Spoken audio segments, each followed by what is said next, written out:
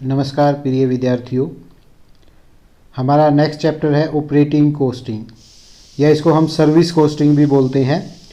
Operating costing is a system of cost accounting applied by those units which are not producing goods, जो goods को produce नहीं कर रही बल्कि services provide कर रही है, कंज्यूमर को, अपने क्लाइंट को सेवाओं का बेनिफिट दे रही है, सेवाओं का लाभ दे रही है। ऐसी ऑर्गेनाइजेशन में ऑपरेटिंग कॉस्टिंग को हम लागू करते हैं। ये सर्विसेज ऑर्गेनाइजेशन के द्वारा आउटसाइड वर्ल्ड को भी प्रोवाइड की जा सकती है, दैट इज कंज्यूमर, और विद इन द ऑर्गेनाइजेशन भी हो सकती है। डिफरेंट डिपार्टमेंट्स को ये सर्विसेज प्रोवाइड करवाई जा सकती है within the organisation. For example telephone service है, मोबाइल फैसिलिटी है, टीवी प्रोग्राम सर्विस है, ट्रांसपोर्ट है, एजुकेशन है, हॉस्पिटल है, गैस सप्लाई है, electricity, library, water supply, street lights etcetera. In simple word we can say operating costing is the cost of producing and maintaining any type of services। किसी services को produce करना, उसको maintain करना, human being के लिए, industrial organisation के लिए, या अपनी ही खुद की ऑर्गेनाइजेशन के लिए। हॉस्पिटल सर्विस प्रोवाइड करते हैं पब्लिक को, club like Rotary club, Lions club organisation blood donation camp organise करते हैं हॉस्पिटल्स के लिए, तो वो हॉस्पिटल्स को सर्विसेज प्रोवाइड करते हैं ब्लड से related. It is because of the operating costing is also called as a service costing. इसको इसीलिए हम सेवा लागत भी बोलते हैं, सेवा लागत लेखांकन भी बोलते हैं, तो सर्विस कॉस्टिंग इसको बोलते हैं। क्या है service costing? The operation cost are mainly period cost as the expenses are accommodated for a period. एक पीरियड के लिए होते हैं, पर डे के लिए, पर वीक, फोरनाइट, मंथ या ईयर के लिए। These are related to the quantum of service provided during the period. उस पीरियड के दौरान कितनी सर्विसेज प्रोवाइड की गई है उससे रिलेटेड होते हैं। कॉस्ट पर यूनिट सर्विस की कैलकुलेट की जाती है, एक्सपेंसेस जो इनकर किए गए हैं उसको सर्विसेज की यूनिट से डिवाइड करके। Sometime operating costing can also be the terminal cost. For example बस है, कार है, शिप है, एरोप्लेन है, is chartered out for a specific trip. एक विशेष ट्रिप के लिए है, एक विशेष टूर के लिए है, तो उस विशेष ट्रिप की, उस विशेष टूर की हम लागत को निकालते हैं, तो वो भी सर्विस कॉस्टिंग के अंतर्गत आता है। ऑपरेटिंग कॉस्ट ऑफ प्रोवाइडिंग और producing as well as maintaining the service. Service को मेंटेन करने के लिए, उसको प्रोड्यूस करने के लिए, प्रोवाइड करने के लिए उसकी जो लागत आती है, उस सर्विस को जो ऑपरेट करने की लागत आती है वो हम निकालते हैं, वो ऑपरेटिंग कॉस्ट के अंतर्गत आता है। These service may be used either within the organisation, organisation के अंदर भी हो सकती है, ऑर्गेनाइजेशन के बाहर भी हो सकती है। जैसे क्रेन की सर्विस है, ट्रांसपोर्टेशन की है, स्टोरिंग की है, ये सर्विसेज विद इन ऑर्गेनाइजेशन हो सकती है। हम हमारे ऑर्गेनाइजेशन के स्टाफ को थ्रू बस, थ्रू कैब्स उनके घर से लेके आ रहे हैं, उनको घर पे छोड़ रहे हैं, तो ये विद इन ऑर्गेनाइजेशन भी सर्विस है। हम हमारे स्टॉक को एक स्थान से दूसरे स्थान पर अपने गोदाम में लेके जा रहे हैं, वो विद इन ऑर्गेनाइजेशन ट्रांसपोर्टेशन हो गई। क्रेन से एक जगह से दूसरी जगह शिफ्ट कर रहे हैं, तो वो विद इन ऑर्गेनाइजेशन सर्विस हो गई। तो विद इन ऑर्गेनाइजेशन भी हो सकती है और ऑर्गेनाइजेशन से बाहर भी हो सकती है। जैसे बसेज हैं, ट्रांसपोर्ट सर्विस है, इलेक्ट्रिसिटी है, गैस सप्लाई है, सीवरेज की है, टेलीफोन की है, इस प्रकार की जो सर्विसेज है वो ऑर्गेनाइजेशन के बाहर भी हो सकती है। क्या स्कोप है ऑपरेटिंग कॉस्टिंग का? As has been discussed, operating costing is applied in those area which provide services and not producing consumable or industrial good। जो इंडस्ट्रियल गुड्स को नहीं बना रहे हैं, कंज्यूमेबल को नहीं बना रहे हैं, केवल सेवाएं प्रदान कर रहे हैं, वहां पर इसका यूज होता है। इसमें मेनली क्या जाता है? ट्रांसपोर्ट सर्विस है, बस की, कार की, truck, railway, Airways, ship, cargo, इस तरह की जो सेवाएं प्रदान करते हैं उनकी ट्रांसपोर्ट की क्या सर्विसेज है, वो मेनली हमारे सिलेबस में ट्रांसपोर्ट का ही है। हम ट्रांसपोर्ट सर्विसेज की ऑपरेटिंग कॉस्ट निकालना ही सीखेंगे। दूसरा है इंटरटेनमेंट सर्विस हो गया, सिनेमा हॉल की है, क्लब की है, सर्कस की है, ड्रामा की है। वेलफेयर सर्विस, हॉस्पिटल, लाइब्रेरी है, कैंटीन है, होटल्स है, एजुकेशनल इंस्टीट्यूट है, क्रच है, इस तरह की सर्विसेज। सप्लाई सर्विस होगी, गैस सप्लाई है, इलेक्ट्रिसिटी है, वाटर सप्लाई है, या अदर कोई प्रकार की सप्लाई प्रोवाइड की जा रही है किसी ऑर्गेनाइजेशन के द्वारा, तो उसकी निकालना। कम्युनिकेशन की होगी, टीवी है, रेडियो है, टेलीविज़न है, मोबाइल है, इंटरनेट है, कंप्यूटर है, उनकी। म्यूनसिपल सर्विस होगी, स्ट्रीट लाइटिंग है, गली की सफाई है, मोहल्ले की सफाई है, रोड की मेंटेनेंस है, सीवरेज की व्यवस्था है। इस तरह की जो सर्विसेज म्यूनसिपैलिटी के द्वारा प्रोवाइड की जाती है उनकी ऑपरेटिंग कॉस्ट निकाली जाती है। तो इन सब में ऑपरेटिंग कॉस्ट एप्लीकेबल होता है। कुछ स्पेशल टर्मोलॉजी है। Classification of cost in operating costing, generally the various type of cost incurred for providing A services into 3 category. 3 category में हम उसको डिवाइड करते हैं। स्टैंडिंग कॉस्ट या उसको फिक्स कॉस्ट भी हम बोलते हैं, दूसरा मेंटेनेंस कॉस्ट, और तीसरा रनिंग या ऑपरेटिंग कॉस्ट। ऐसा कोई हार्ड एंड फास्ट नहीं है कि किसी को हम कुछ हमारे फिक्स होते हैं, कुछ मेंटेनेंस से रिलेटेड होते हैं, कुछ हमारे रनिंग से रिलेटेड होते हैं।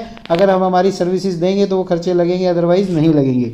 लेकिन कुछ खर्चे ऐसे होते हैं जिसको कुछ टाइम हम स्टैंडिंग में रखते हैं, कुछ टाइम हम उसको रनिंग में रखते हैं। तो जैसे जैसे हम करेंगे तो समझ भी आएगा। सबसे पहला स्टैंडिंग कॉस्ट या fix cost. These are the cost which are related to the period and are to be incurred whether service is provided or not। जैसे हम ट्रांसपोर्ट की सर्विसेज प्रोवाइड करवा रहे हैं तो बस का जो रोड टैक्स है वो हमें भरना पड़ेगा, चाहे बस हमारी चले या एक बार चले, 10 बार चले, महीने में 4 बार जाए, उससे कोई फर्क नहीं पड़ता। तो ऐसी है जो बिल्डिंग उसने ऑफिस के लिए ले रखी है उसका रेंट देना पड़ेगा, बस चले या ना चले। तो इस प्रकार के जो खर्चे हैं वो फिक्स कॉस्ट के तहत आते हैं।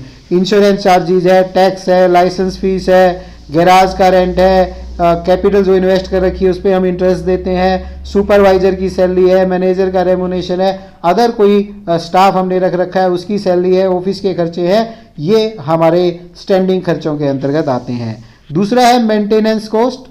All those expenses which are incur to keep the machine और व्हीकल और the establishment etcetera in a proper order और इन द वर्किंग कंडीशन। ऐसे खर्चे जो हमारी मशीन को, जो हमारे व्हीकल को, जो हमारा इस्टेब्लिशमेंट है जैसे होटल है, हॉस्पिटल है, उसको प्रॉपर वर्किंग कंडीशन में रखने के लिए साफ सफाई की व्यवस्था है। अगर बस हम चला रहे हैं तो बस की उसकी सर्विस की है, उसकी मेंटेनेंस, साफ सफाई, ग्रीस, ऑयलिंग, इस प्रकार की जो सर्विस है वो मेंटेनेंस के अंतर्गत आती है। For running the machine of its full life the maintenance and timely oiling, greasing is very necessary.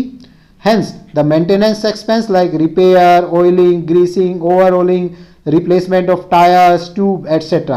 Painting है, वॉशिंग है, स्पेयर पार्ट्स है, टाइमली उसकी क्लीनिंग है, ये हमारे सब मेंटेनेंस कॉस्ट के अंतर्गत आते हैं। अगर हम उसमें साफ सफाई नहीं रखेंगे तो हम हमारी वर्किंग को नहीं रख पाएंगे, इसलिए ये सब मेंटेनेंस कॉस्ट के अंतर्गत आते हैं और हमारी वर्किंग को रखने के लिए, वर्किंग कंडीशन को बनाने के लिए ये ज़रूरी है। तीसरा है रनिंग कॉस्ट और operating charges. The charges related to use of the machine, machine के यूज से रिलेटेड है। मोर द यूज ऑफ, जितना ज़्यादा यूज होगा उतने ज़्यादा हमारे एक्सपेंस होंगे। कम यूज हो रहा है, कम एक्सपेंस हो रहा है। जैसे हम बस को चला रहे हैं, बस चलेगी तो डीजल लगेगा, नहीं चलेगी तो नहीं लगेगा। इस प्रकार के जो खर्चे हैं वो हमारी रनिंग कॉस्ट में आते हैं। पेट्रोल का है, डीजल का है, इलेक्ट्रिसिटी है, पावर है, वेजेस है ड्राइवर की, कंडक्टर की वेजेस, अगर वो डेली वेजेस पर रखे हुए हैं तो कि अगर चलेगी तो वो रनिंग में आएंगे, और मंथली या एनुअली हम उसको फिक्स दे रहे हैं तो फिर वो स्टैंडिंग में आएंगे। डेप्रिएशन है, डेप्रिएशन को हम दोनों में रख सकते हैं, वो रनिंग में भी आता है समटाइम और समटाइम फिक्स में भी आता है। वो डिपेंड करता है हमारी कंडीशन कैसी है, सिचुएशन कैसी है, सर्कमस्टेंसेस कैसे हैं। कमीशन है, अगर कोई सेल्स पर जो हमारी कलेक्शन होती है या टेकिंग होती है उस पर दिया जाता है तो वो रनिंग के अंतर्गत आते हैं। कुछ विशेष है जैसे depreciation. Depreciation means decrease in the value of asset either due to the time factor और due to the use of asset. हम एसेट का यूज करते हैं या टाइम है उसके अनुसार उसमें कमी आती है उसके मूल्य में, तो उसको डेप्रिसिएशन बोलते हैं। When depreciation is because of the time factor whether it is used और नॉट। कई बार वो टाइम के अनुसार होता है, चाहे हम उसको यूज करें या ना करें उसकी वैल्यू में कमी आती है। तो इस जैसे 2008 का मॉडल है, 2011 में उसकी वैल्यू कम होगी। If it is not use even for a single day, फिर भी उसकी वैल्यू कम होगी। When depreciation take place due to the use of machinery तब तो वो रनिंग चार्जेस के अंतर्गत आता है। 5,000 किलोमीटर कार चली है, 15,000 चली है, 28,000 चली है, तो वो फिर रनिंग में आएगा। In operating cost it is assume that the machine और व्हीकल इज इन ऑपरेशन, उस ऑपरेशन में है, यूज में है, तो डेप्रिसिएशन को हम जनरली रनिंग में लेते हैं, लेकिन कई बार कुछ क्वेश्चंस में वो स्पेशली टाइम के अकॉर्डिंग दिया होता है, टाइम के अकॉर्डिंग दिया है तो हम उसको स्टैंडिंग में भी रख सकते हैं, मोस्टली रनिंग में आएगा, ये आपको ध्यान रखना है। Wages and salary of driver है, कंडक्टर है, ऑपरेटर की है। ड्राइवर, कंडक्टर, ऑपरेटर इंप्लॉय किए जाते हैं मंथली बेसिस पर, ईयरली बेसिस पर, परमानेंटली, तो तब तो उनको फिक्स चार्जेस में रखेंगे। यदि ड्राइवर, कंडक्टर हमारे आवरली बेसिस पर हैं, डेज बेसिस पर है, तब हम उनको रनिंग चार्जेस के अंतर्गत रखेंगे। ये आपने ध्यान रखना है कि क्वेश्चन में कैसे दिया गया है उसके अनुसार ही हमें उसका ट्रीटमेंट करना है। Moreover, classification of expenses into the above 3 categories not a watertight, ये बिल्कुल हार्ड एंड फास्ट नहीं है कि हमें उसी ग्रुप में रखना है, वो according to situation, according to circumstances change होता रहता है, वो वर्क की नेचर पर, उसकी परिस्थितियों के ऊपर डिपेंड करता है। collection of expense or cost, for collection of expense especially in the transport service a book known as a log book is maintained, log book उसकी प्रत्येक व्हीकल की हम बना के रखते हैं। log book में सभी प्रकार के उसके एक्सपेंसेस, उसकी एक्टिविटी एक विशेष पीरियड के रिकॉर्ड किए जाते हैं, उसकी कॉस्ट को कैलकुलेट करने के लिए, उसकी मेंटेनेंस पर्पस से, उसको कंट्रोल करने के लिए। तो उसमें क्या, नंबर ऑफ ट्रिप्स, कितने किलोमीटर वो रन किया है व्हीकल ड्यूरिंग द डे, दिन में, नंबर ऑफ पैसेंजर कितने ट्रैवल किए हैं, या वेट कैरी करने का है तो कितना वेट उसमें कैरी किया गया है व्हीकल में, वो उसमें लिखा जाता है। पीरियड, टाइमिंग कि कब व्हीकल यूज हुआ, कब यूज नहीं हुआ, क्यों यूज नहीं हुआ, रिपेयर चल रही थी या पैसेंजर अवेलेबल नहीं थे या गुड्स अवेलेबल नहीं थी, वो सारी चीज़ें उसमें रखी जाती हैं। कंजप्शन ऑफ पेट्रोल, डीजल कितना उसने कंज्यूम किया, किस एवरेज रेट से कंज्यूम किया, वो रिकॉर्ड उस लॉग बुक में रखा जाता है।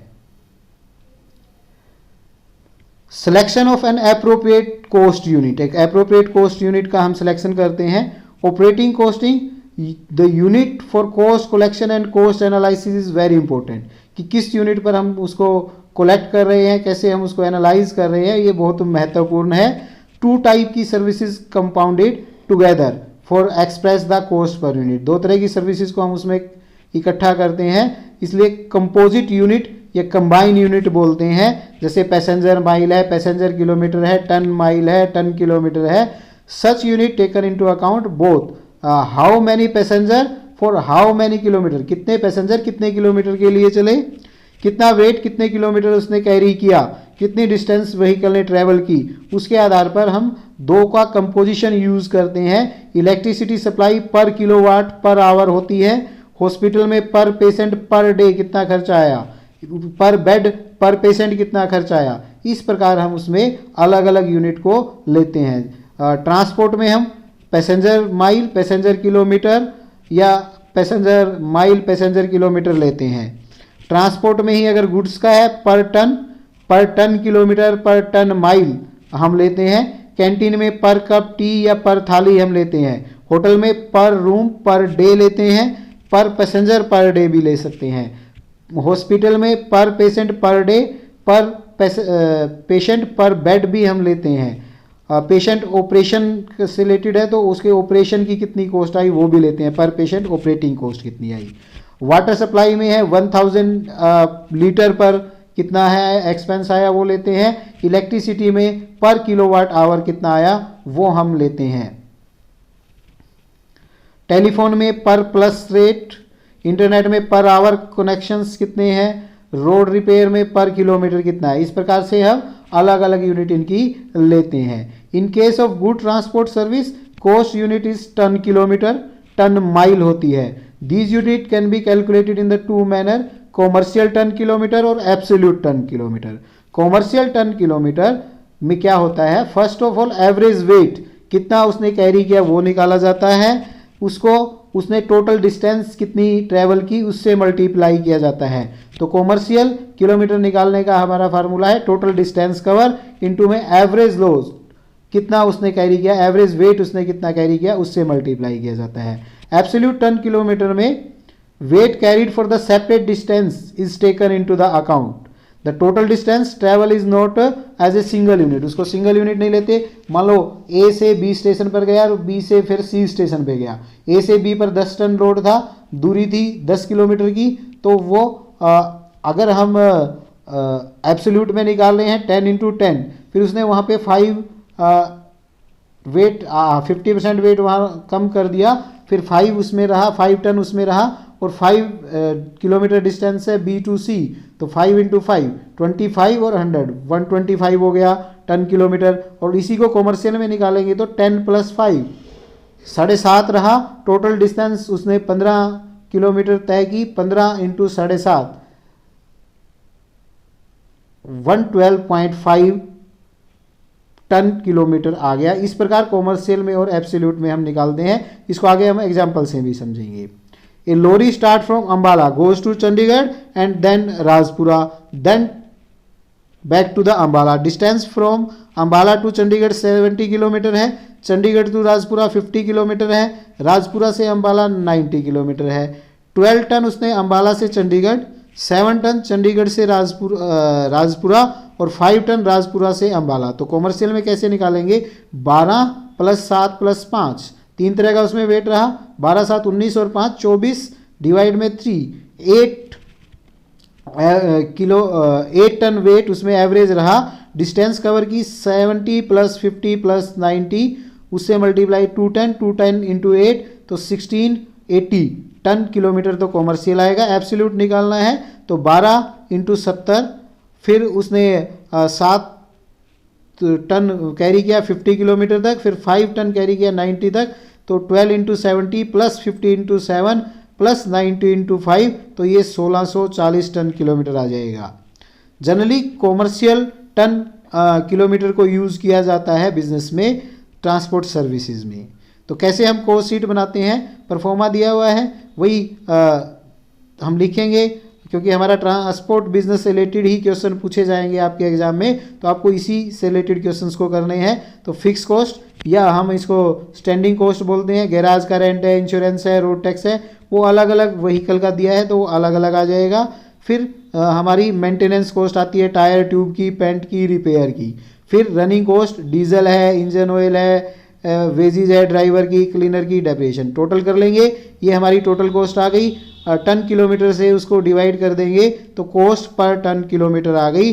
Transport costing is a method of ascertaining the cost of providing service by a transport undertaking. क्या ऑब्जेक्टिव है? To ascertain the cost per unit of operating the vehicle. Vehicle को operate करने की cost per unit कितनी आई. Fix rate of carriage of good और passenger, तो हमें फिक्स करना है रेट कि किस रेट से भाड़ा चार्ज करना है, पैसेंजर है या गुड्स है, वो फिक्स करने के लिए. हायर चार्जेस फिक्स करने के लिए व्हीकल के, कि अगर हम व्हीकल को कहीं से हायर कर रहे हैं तो उससे क्या रेट हम पे कर सकते हैं, और आने हमारे कंज्यूमर से क्या ले रहे हैं, वो फिक्स करने के लिए. कॉस्ट वन व्हीकल की दूसरे व्हीकल के साथ कंपेयर करने के लिए. To apportion the cost of transport in the different department which use internal transport facility. Internal transport facility को जो यूज़ करते हैं उन में क्या कॉस्ट उनकी चार्ज की जाए, वो निकालने के लिए. Transport of road, railway, Airways, water transport, उनसे कंपेयर करने के लिए. That's all for today. Thank you very much.